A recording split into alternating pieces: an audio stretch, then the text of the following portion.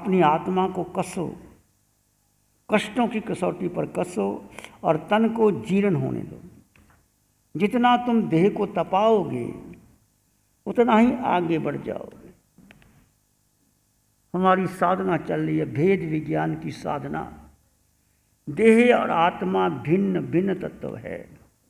ये आपने जाना, आपने समझा, आपने लिखा, आपने बोला, पर कितना उसको आप समझ पाए, गहराई से जान पाए। जो आपने सुना समझा, समझ करके आपके जीवन का कितना रूपांतरण हुआ। कल हमने चर्चा की थी त्याग, वैराग्य, वीतरागता, यही जिन वाणी है, यही जिन दर्शन है, यही जैन धर्म है। त्याग, किसका त्याग करना? वैराग्य, कैसा वैराग्य? वीतरागता कैसे आए? जीव और अजीव का भेद, जीव आत्मा और अजीव का जो हमारा आकर्षण है, इंद्रियों का, मन का, बुद्धि का, विचारों का, परंपरा का, नाम, पद, लिंग, विचार, इसका त्याग करना। मेरा कोई नाम नहीं, रहो घर में।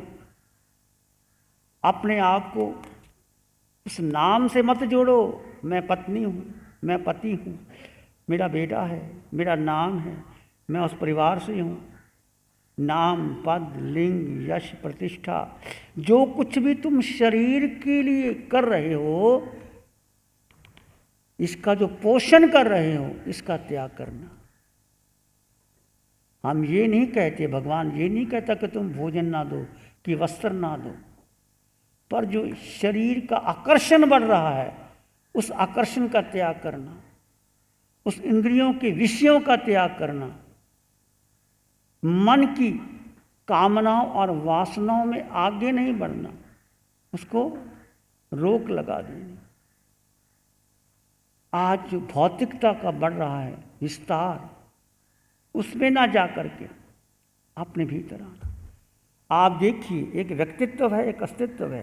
व्यक्तित्व यानी तुम्हारा शरीर, तुम्हारी इंद्रियां, तुम्हारा मन, तुम्हारी बुद्धि। अस्तित्व यानी तुम्हारी चेतना।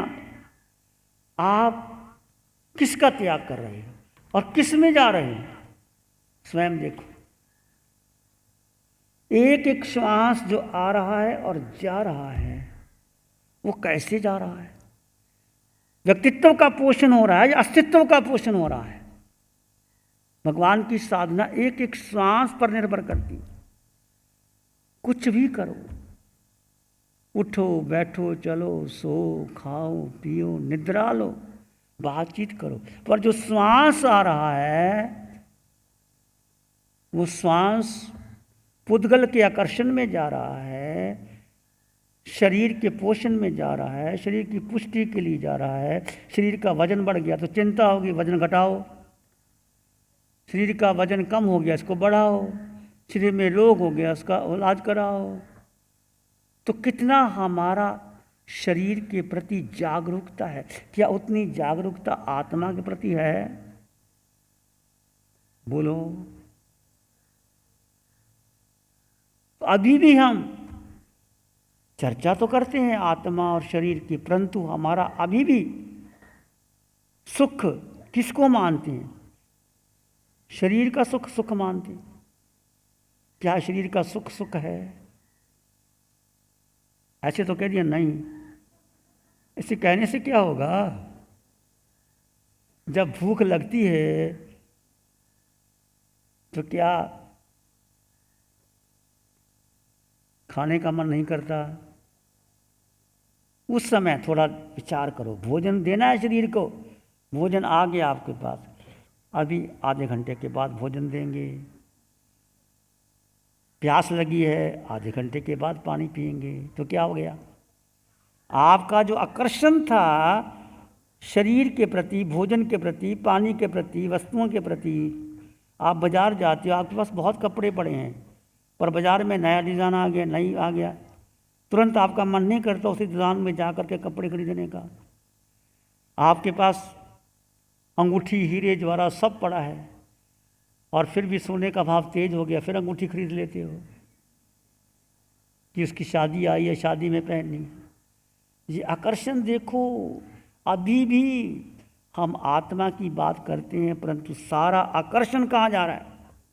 मैं अपने को देख रहा हूँ, आपको भी कह रहा हूँ, तुम स्वयं शोध करो, मैं भी शोध कर रहा हूँ, अभी भी आकर्षण शरीर का ही है। ये जन्मों जन्मों का आकर्षण है, इस जन्म का नहीं। जरा सा शरीर को कुछ होता है, दो शब्द सम्मान के कह देते तो अच्छा लगता है, कोई निंदा करता है तो ये तो ठीक आदमी नहीं है, इनसे बात करने का फायदा ही क्या है? भीतर का भाव क्या है? त्याग, जीव से अजीव, जो अजीव के प्रति, पुद्गल के प्रति, सारा शरीर पुद्गल से बना, हमारे विचार, हमारी परंपरा, हमारी धारणा, जो तुम पाठ पूजा कर रहे हो, मंत्र तंत्र यंत्र, ये सब पुद्गल है। इसका आकर्षण कम हुआ कि नहीं? जरा सा रोग आ गया, आपने मंत्र पढ़ लिया, किसी के पास चले गए, रोग कब ठीक होगा? भाई रोग लगा है तो कर्म किए तो रोग आएगा ही, निश्चित आएगा। उसको सहन करने आप कौशल कर रहे हैं, ध्यान कर रहे हैं, कितना बढ़ाया आपने, कितने घंटे ध्यान कर रहे हैं, कितना समय आपके पास है, फिर भी हम व्यर्थ में समय खो देते हैं। एक एक श्वास कीमती है, थोड़ा समय रह गया, जितना तुम लाभ ले सकते हो लो, अधिक से अधिक लो, लोगों को प्रेरणा दो, जो ले रहे हैं उनका धन्यवाद, जो नहीं ले रहे उनको लेना चाहिए। तो हमारा त्याग कर वस्तुओं के प्रति नहीं, जो जड़ पदार्थों के प्रति हमारा जो ममत्व भाव है, हमारा मोह है, हमारा आकर्षण है, हमारी चाहना है, हमारी रुचि है, हमारी प्रार्थना है, हमारी वृत्ति है, उस वृत्ति को कम करो। धीरे धीरे करोगे। हमारे 12 प्रकार का तप, अनशन से लेकर कौशक तक, एक एक तप। भूख लगी है, 4 चपाती की 3 ही खाएंगे, 4 सब्जियां आ गई, मिष्टान आ गया, 1 छोड़ देंगे, 2 छोड़ देंगे। धीरे धीरे आचार्य भगवान आत्माराम जी कसेंग अपानंग जरेंग अपानंग, आचार्यों का सूत्र है।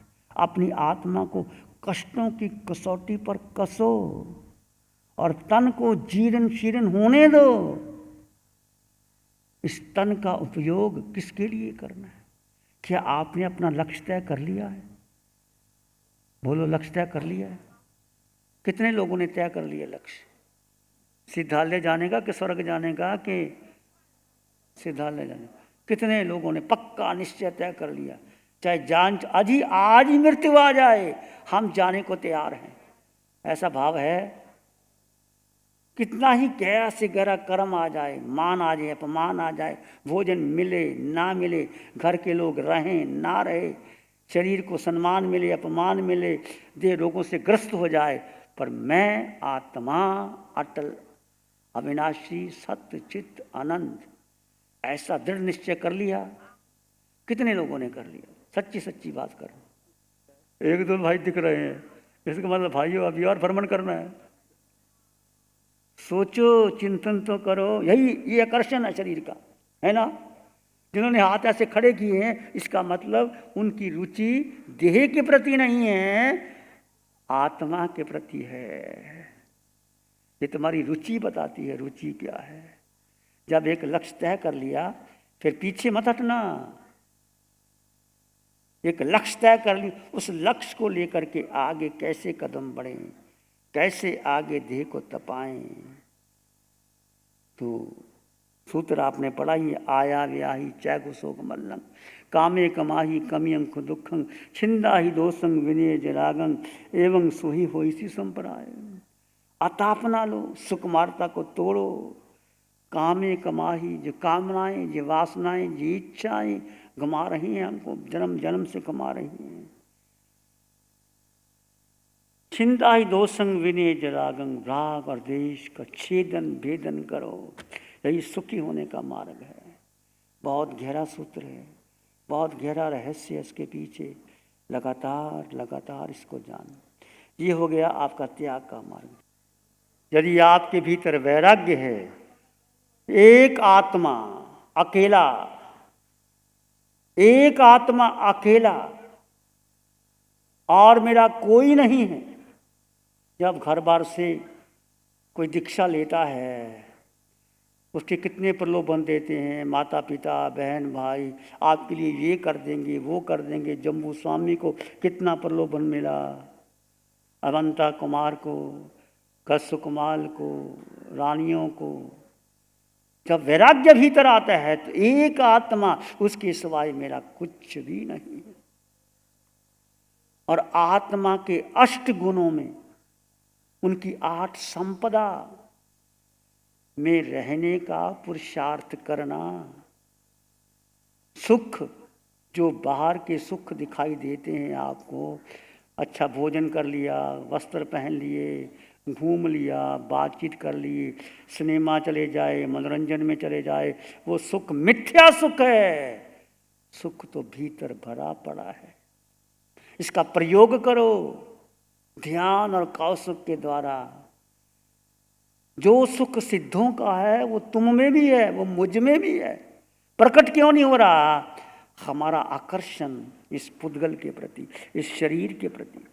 मेरी सच्चा वैराग्य है, एक आत्मा के सिवाय मुझे कुछ नहीं चाहिए, मुझे किसी की जरूरत नहीं। मैं आत्मा अकेला संपन्न परिपूर्ण, मुझे कुछ नहीं चाहिए। 8 गुणों की संपदा मेरे पास है। सुख अनंत बह रहा है भीतर, ज्ञान भीतर है, दर्शन भीतर है, शक्ति भीतर है। और क्या चाहिए? भोजन मिले तो भी ठीक, ना मिले तो भी ठीक, वस्त्र मिले तो भी ठीक, ना मिले तो भी ठीक। ऐसा उत्कृष्ट वैराग्य आपके भीतर जब आता है तो वीतरागता परिपक्वता होने लग जाती है। जब वीतरागता परिपक्व हो जाती है तो मोहनीय कर्म टूट जाता है, केवल ज्ञान केवल दर्शन प्रकट हो जाता है। वैराग्य, त्याग, वैराग्य, वीतरागता ये जैन दर्शन, जैन धर्म का आधार है। और बिना भेद ज्ञान की शुरुआत ही नहीं होती। देह और आत्मा दोनों अलग अलग तत्व हैं। इसकी भेद रेखा खींच दो बीच, कुछ भी करो, अपनी आत्मा की शुद्धता बनी रहनी चाहिए आपकी। मैं आत्मा शुद्ध संपन्न परिपूर्ण 8 गुणों से युक्त, ये शब्द नहीं जो बार बार भगवान ने हमें कहे हैं। इसका प्रयोग करो। जब आपको इच्छा जागृत हो जाए बहुत कुछ लेने की, बाजार जाने की, आप घूमने की, उसको देखो क्या इससे मुझे सुख मिल जाएगा। मन मनोरंजन एक तरफ लेके जाता है, आत्मरंजन एक तरफ लेके जाता है। मनोरंजन में मिथ्या सुख है, आत्मरंजन में सच्चा शुद्ध सात्विक पवित्र सुख है। इससे आपके अनंत अनंत कर्म निर्जित होते हैं। कभी ध्यान करके देखो, कौशक करके देखो, भगवान सारे कौशक में खड़े हैं। इतना सुख भीतर से बह रहा है, बाहर शरीर को भूल ही गए। वो सिद्धों जैसा सुख मुझे भी मिल सकता है, आपको मिल सकता है, पर पुरुषार्थ किसको करना पड़ेगा? मुझे भी करना पड़ेगा, आपको करना पड़ेगा। और आप तैयार हैं पुरुषार्थ करने के लिए? ये शब्द नहीं है। और इतना सुख बहता है भीतर, जड़ और चेतन का भेद।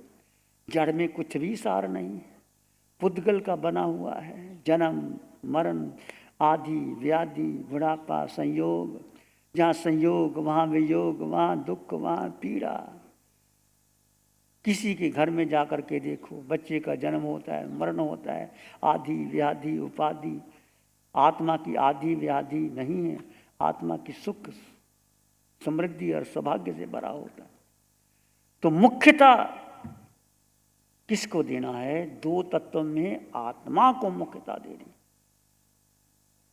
ये मैं शब्द नहीं कह रहा, ये आपका अस्तित्व है। और यही आत्मा मोक्ष जाएगी और सब रह जाएगा यहाँ, सिद्धालय जाएगी, अष्ट गुण परिपूर्ण होके जाएंगे। और अभी भी यदि आपको क्षायिक संकित हो जाए, चाहे किसी योनि में भी चले जाओ, किसी कारण से राजा श्रेणी का जीव या और नरक में चले भी गए, वहाँ परमाधर्मी देव उनको दुखी नहीं कर सकते, वो भेद बना लेते, दुखी कर नहीं सकते। Lives of great man all remind us, lives of great men all remind us we can make our life sublime and beautiful। महापुरुषों के जीवन से बहुत कुछ सीखने को मिलता। तीर्थंकर भगवान का चरित्र पढ़ो, भगवान ऋषभ जैसे भगवान महावीर का, आचार्य हस्तिमल जी का वो है मौलिक इतिहास है। मैं बहनों को कहूँगा, बहनें बहुत स्वाध्याय करती हैं, बहुत रुचि है बहनों के अंदर, वो अपने बच्चों को भी थोड़ा पढ़ाए, कैसे उनका जीवन, कैसे इतिहास, कैसे वो आकर के उन्होंने तीर्थंकर बने, कैसे साधना की, हमारे महापुरुषों का जीवन चरित्र। आचार्य भगवान आनंद ऋषि जी की प्रवचन की पुस्तकें हैं, उनके 12 भाग है, 13 भाग है, उनको भी आप पढ़ सकते हो, वो भी पढ़ो, पर ध्यान जरूर करो। ध्यान करोगे तो क्या होगा, आप अपने स्वभाव में रमन करने लग जाओगे। एक है विभाव, एक है स्वभाव। हम जन्मों जन्मों में हमारी रुचि विभाव में रही है। विभाव यानी शरीर, मन, वचन, काया, बुद्धि, ये विभाव है। और स्वभाव यानी अपने स्वरूप में आना। नमो जयनंग नमो लोय सब सावनंग धम्म मंगल मुखी ठम अहिंसा संयमो तवो देवावित्तं नमं संति जस धम्म श्यामो। श्री चत्तारी मंगलम अरहंता मंगलम सिद्धा मंगलम साहु मंगलम केवली पनत्तो धम्मो मंगलम। चत्तारी लोग उत्तम, अरहंता लोग उत्तम, सिद्धा लोग उत्तम, साहु लोग उत्तम, केवली पनत्तो धम्मो लोग उत्तम। चत्तारी शरणं पवज्जामि, अरहंते शरणं पवज्जामि, सिद्धे शरणं पवज्जामि, साहु शरणं पवज्जामि, केवली पनत्तं धम्मं शरणं पवज्जामि। चारेशार हरण जगत